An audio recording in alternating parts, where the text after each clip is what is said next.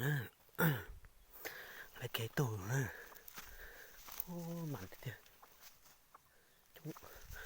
Lấy cái tủ lột. Tôi chỉ chân nè.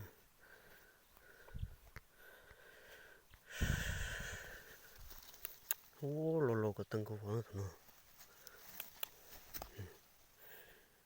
Lấy cái tủ lột. Tôi cái nó mặn thế tôi bắt thôi là chỉ xả lấy nó nè.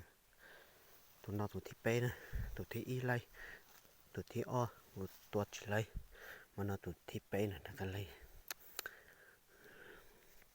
Cái cổ cả tiền nè, chỉ qua đây nè, cho trâu chị, cho của tôi qua bố thì kể cho trâu chị của tôi cho, tôi gần mặt tôi nè, tôi nó chỉ cả qua đến chạy thì tiền nè,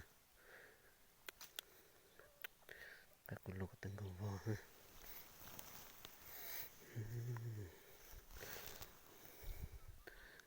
Sao cho tôi phải ít nè mà, gì quả đắt tôi sẽ ra chỉ còn tệ